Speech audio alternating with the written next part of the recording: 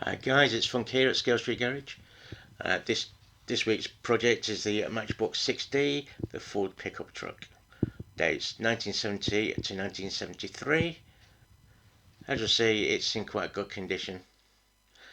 Can I just remind people that it's the Paint It Pink Challenge coming up by Diecast Outcast. It airs on the 12th of October.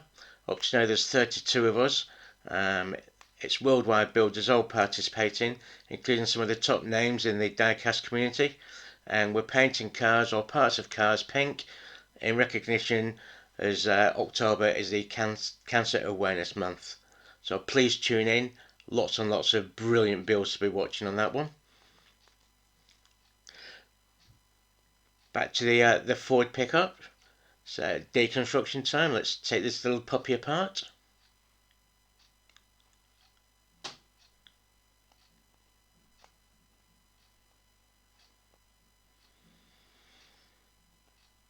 Comes apart nice and easy, this one. Yeah, look at the condition of that, guys. That's lovely. Screen's in pretty good condition, a little bit of paint on it, a couple of deep scratches, but not too bad. Just marking the rear bed, ready to cut it to make room for the rear wheels, because these are a lot wider.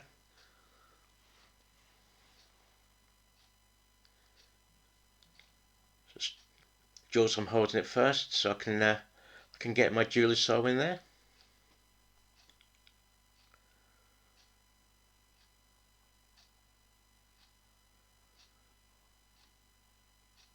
Must sharpen these bits up, they're getting a bit blunt now. There we go with the jeweler's saw. Now just cutting the whole width of the bed out at the back. Once these wheels are in, there's only about 4 or 5 millimeters actually between the wheels, so they're quite wide.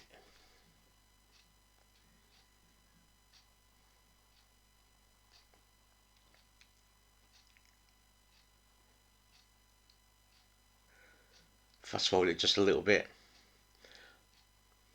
just file in there to make sure that the wheels fit inside. They do. So now it's time to just marking off the chassis there to cut it down. I don't actually use this chassis in the end. I end up replacing it completely.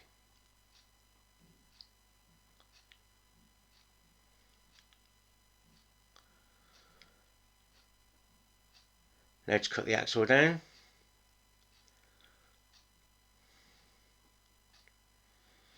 Just marking it there with the Sharpie. Give me a guideline.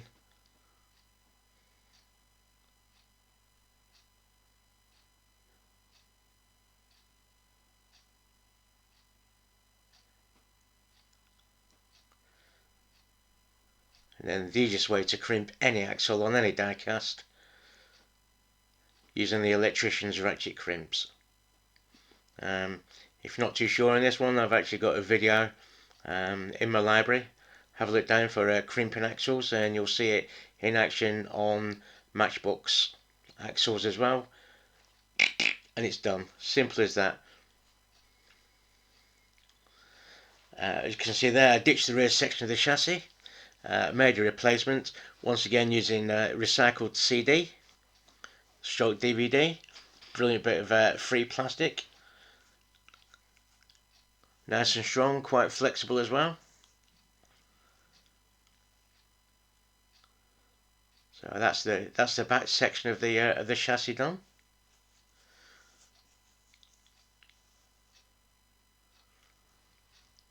Now I decided to ditch the front section as well, and I'm actually making the front section of the chassis.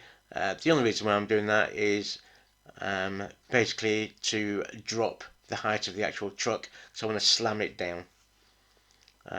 The original chassis was too deep underneath. There's no ways I could have got it down.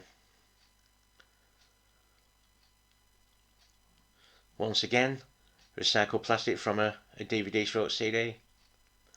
Just remove the backing off there and the metallic layer, and you've got a fine source of plastic. And as you can see, you can actually cut it with the pro scissors as well.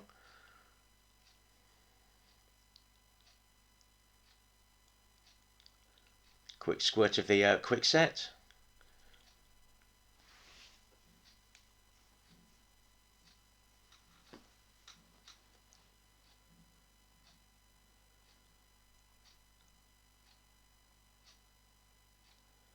And that's nicely in place now.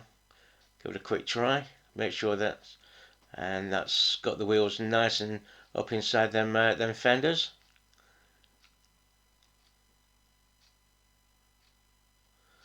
So now we can join the chassis together. As you'll see there, the width of them back wheels.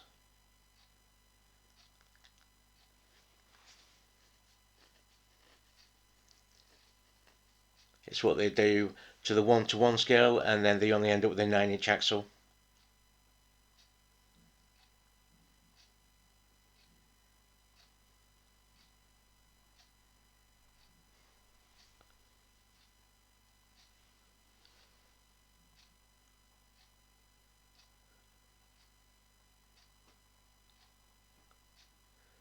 Lovely fit.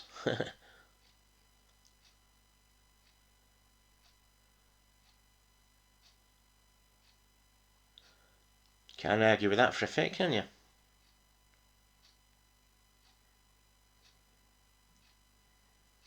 There it is.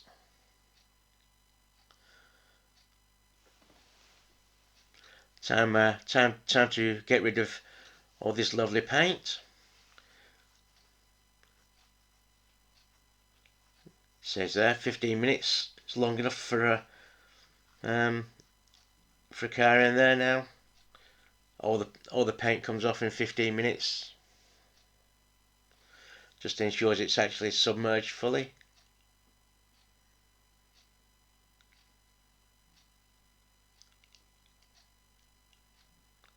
So whilst we're waiting for the paint to be stripped off, make a start on painting the plastics up and the wheels.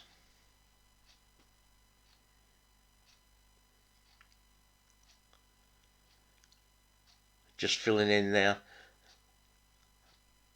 the back of the vents there. A little bit more realism. As you can see, speed it up just a little bit there.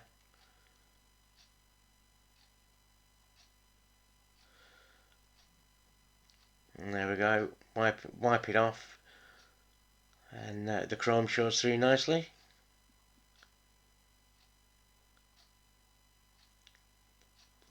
Now onto the wheels.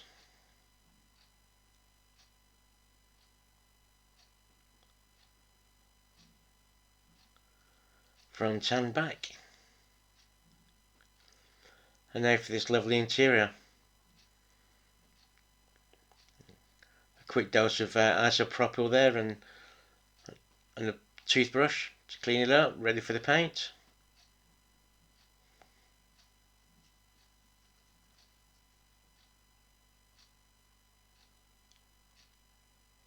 And 15 minutes later, we know it's worked because I can see the paint float on the top.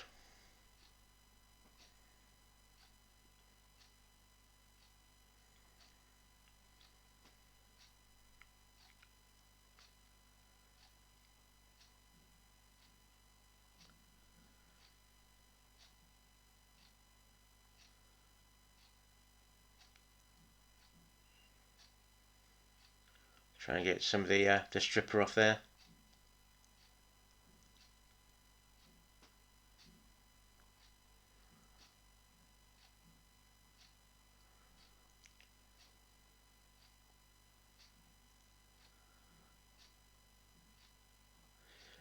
Yeah, and as you can see, it's literally all just peeling off.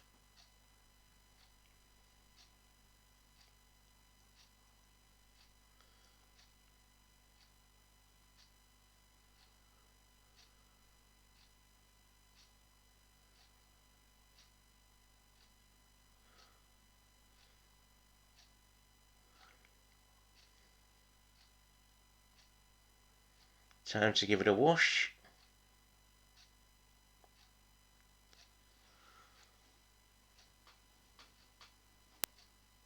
Be back in a second. There we go. Scrub off warm soapy water and a toothbrush, and nice and clean. There are just a few little tiny bits left on, so use the usual tool for this, an airbrush tool. Just get any of the bits that are stuck inside all the creases in the door jambs and things like that. It comes off nice and easy. I don't know how to bother because it will come off with a wire brush anyway. I think it's habit more than anything.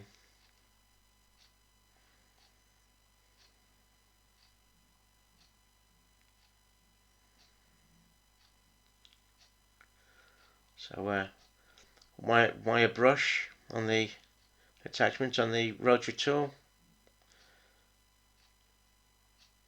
It's quite nice condition, this casting, considering it's nearly 50 years old.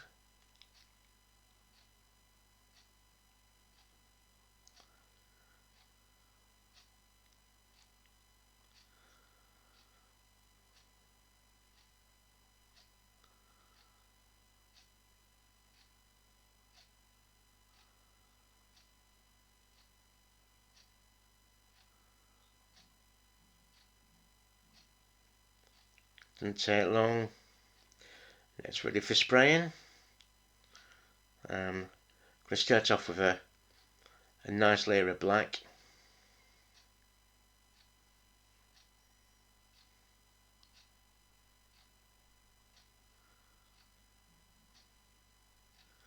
That black goes on so lovely. This is just the standard Tamiya X series paint. Look how that goes on, absolutely lovely.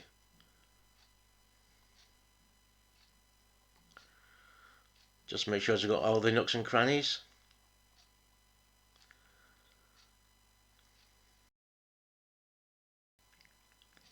Give it a little bit of tack off time. Don't take long with this. Put lights on, ready for the top coat of black. It's not the top coat of the actual car, as you'll see in a minute on the next step. Let's get a nice finish on this one first though.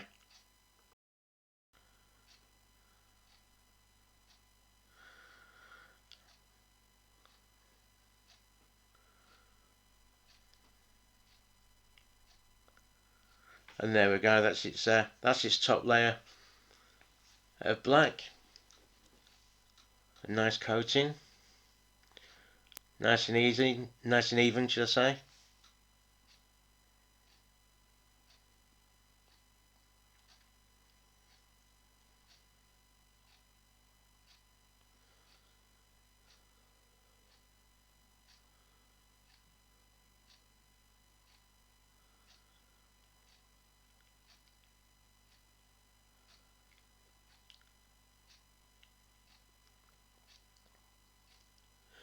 Now, we must wait until this is fully dry now before the next step. This is a different way to usual how I'm doing things.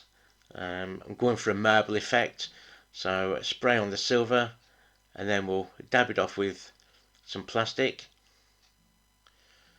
and you just keep adding it until you get the effect that you actually want. I was going for a marble or a walnut type finish on this one, because on top of this we're actually going to put a candy type finish all over the top of this.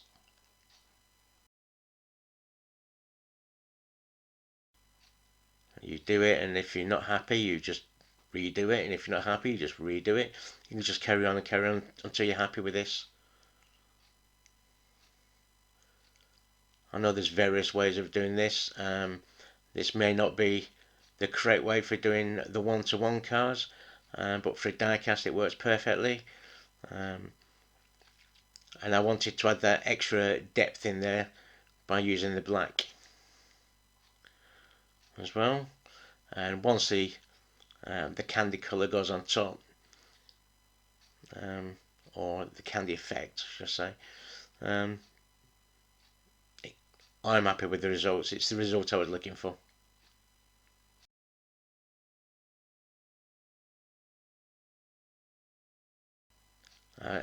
Sorry everyone, as it said, I actually lost the footage of the candy going on, so unfortunately you have to wait until the end to see the results. I know some of you have seen it on the custom diecast renegades and hoodlums page on Facebook. A lot of people won't have seen that, won't have been able to see that rather. If you have, I hope you like it. If you're about to see what it looks like, I hope you like it as well.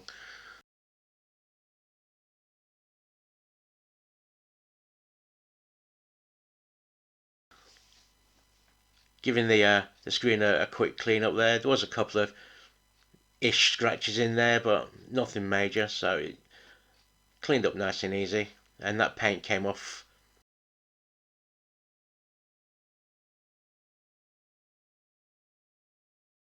Up to assembly time now. First off, we're just gonna dab of super glue in the middle, just stop the glass dropping down afterwards. I don't know if it would drop or not. With changing the chassis, it's not the same dimensions inside, so there might have been a gap otherwise. So I just wanted to make sure that that glass stayed in place.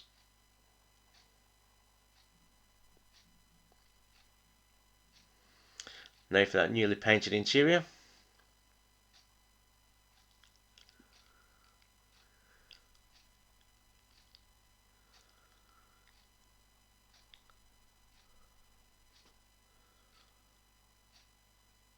The nice new homemade chassis. Really pleased with how that turned out.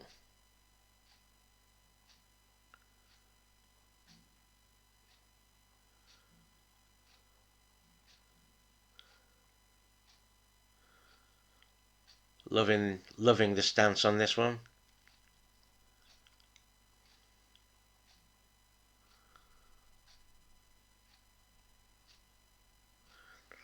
This was going to be a shelf queen, so I'm just using super glue.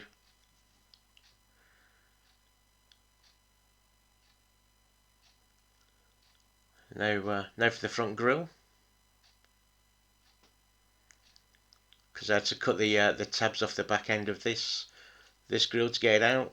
A little bit of super glue just to hold it in place.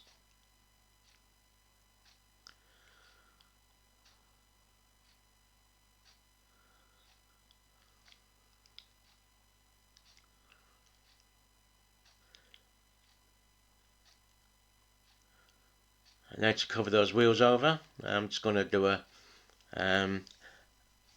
chuck bed lid for this one.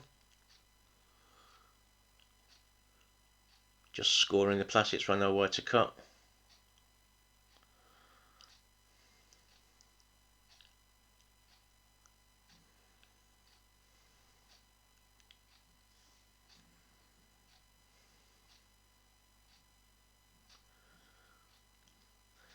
There are no backlights on this casting, so I'm just using some 3mm flexible filament from a 3D printer.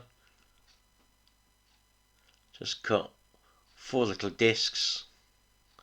I can use those for the rear lights. It's all about improvisation on modelling, so why not indeed?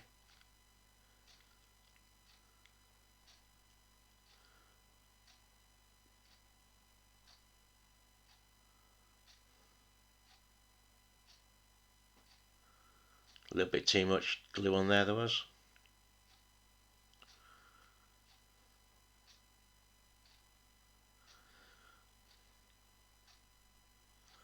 Just having a quick check.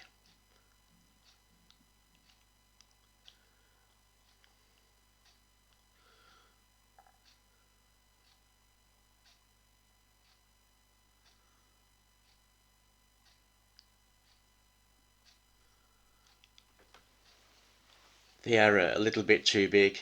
Next time we'll go a lot smaller with this. I'll use the 1.75mm, half the size of, or almost half the size of these, and that'll look a lot better, I think.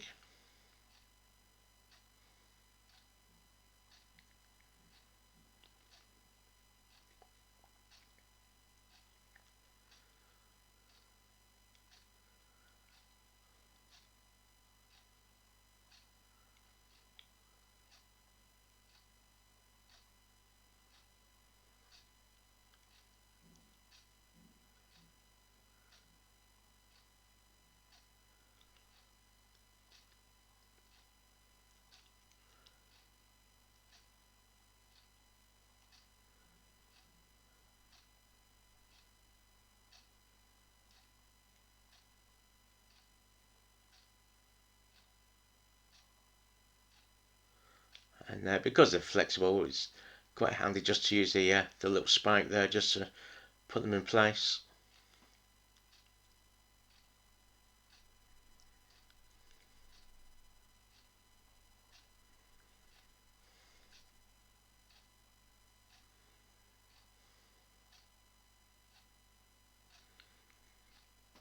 Once they're painted, it should look okay.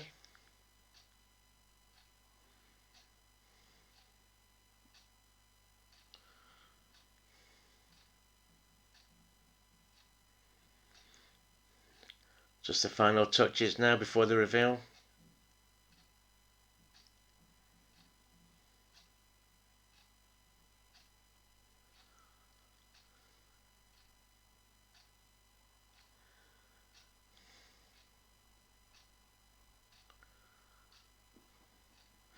There we go, guys. This is what it was like to start with. It had been repainted by somebody at some time. I don't know who or when, but that didn't matter anyway because it was all going to come off. And now, hope you like it, guys. Absolutely love it. Loving the colour. Absolutely loving the colour. Got the depth as I actually wanted. Got the stance I actually wanted. Couldn't have asked for any more, apart from smaller rear lights. Just about to change the camera angle, guys, so you can see the difference in colour from the different angles. I absolutely love this paint effect. Exactly what I was looking for. Hope you like it, guys. It is different to me, something I just wanted to try. Leave some comments below, let me know what you think. If you like it, give us a thumbs up. If you haven't already, give us a subscribe. Plenty more videos to come out, some more challenges coming up. Don't forget the challenge on the 12th of October, the Paint It Pink challenge. That's going to be fantastic. Thank you to all my new subscribers as well. Hope you're enjoying it. Take care, everybody. Bye bye.